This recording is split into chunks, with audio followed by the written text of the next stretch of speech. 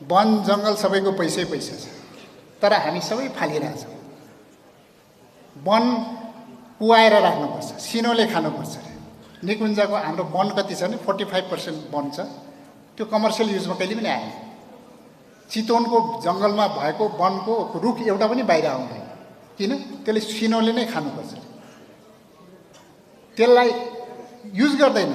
तर मलेसिया र चाइना बाहिर देशबाट 3-4 खरबको वनका यो काठका सामानहरू इम्पोर्ट गर्छ, आफ्नो कुवाउने इम्पोर्ट गर्ने। यो गलत, यो कमर्सियल युज गर्नु पऱ्यो वनको। भनेको वन त काट्नै दिँदैन, मैले त्यहाँ भन्ने गरेको थिएँ, त्यो त ट्रोल बनायो, यो वन काट्नलाई गाह्रो छ भनेको हो। र त्यो एकदमै त्यसलाई कमर्सियल युज कसरी गर्ने? तपाईँ फुलबारीमा जानुहोस्, मैले 400-500 गाडी हरेक दिन जान्छ त्यहाँ भुटानबाट ढुङ्गा र माटो लिएर बङ्गलादेश जान्छ।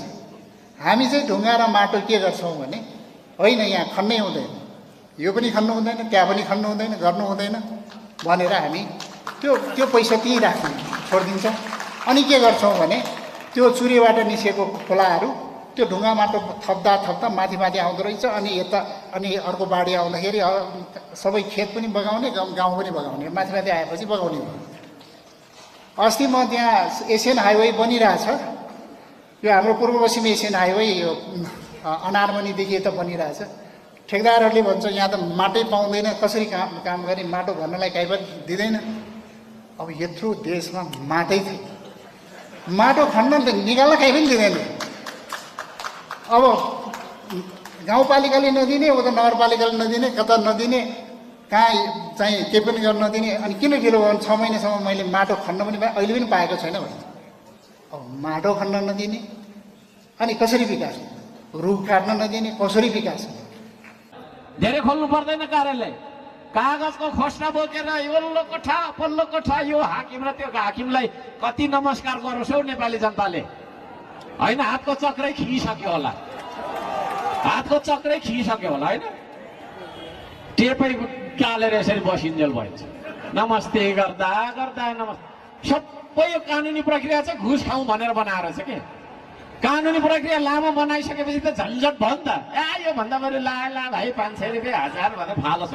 यो सबै कानुन च्याच्छौँ हामी, सरल बनाउँछौँ, एकदम सरल सिधा। होइन, सिधा बनाउँ न क्या। भात खाँदा यसरी खाँदा भएन, यसरी खाइराख्नु मैले, खुट्टाबाट यसरी तलबाट खानुपर्ने मैले, यसरी खान्छु नि, होइन र? नहुने कुरा। त्यसो भएको कारणले गर्दाखेरि म त काम गरिरहेको मेयर हो, त्यसले गर्दा मलाई थाहा छ सबै कागजमा भुलाएर। एउटा सानो ड्रेन बनाउनुपर्छ, कागज यति बनाउनुपर्छ, बनाएन भने अख्तियारले आएकै गर्छ, घरि के भन्छ, घरि हैरान। त्यसो भएको कारणले गर्दाखेरि तपाईँको छैन। अब जनताको सेवा सुविधा जीवनभन्दा ठुलो हुँदैन कानुन प्रशासन। हामी जनताको सेवा सुविधालाई मध्यनजर गरेर कानुनमा ठुलो परिवर्तन हुन्छ। 3 दिन मात्रै लाग्छ अफिस, बाँकीको 4 दिन त कर्मचारी बेल चलेर आइराखेको होइन भने अब जागिर छोडिहाल्नुपर्छ। होइन, बाटैभरि खोर्सानी फलिरहेको, प्याज फलिरहेको, होइन, फलफुलमा ठोकिरहेको, क्या सो हिँड्दै बाटोमा डङ्गा ठोके के रहेछ भन्दा आँपमा पो ठोकिरहेको। त्यस्तो धरती बनाऊ न। होइन, जङ्गलैभरि फलफुल रोप्यो भने संसारभरिको चराचुरुङ्गी हाम्रो देशमा आउँछ। अहिले जङ्गल जाउँ न, चरा छैन, खानेकुरा भएको हुन्छ। फेरि एउटा चरा आयो भने बुद्धि हाम्रो एउटा गुलेली लगेर ट्याक्कै मार्न अरे, भरे राति फेरि रक्सीसँग सितन अरे, यो खालको बुद्धि छ। त्यसो पनि नगरौँ। होइन, त्यसो भएको कारणले गर्दाखेरि म भन्न चाहन्छु हामी श्रममा विश्वास गर्छौँ।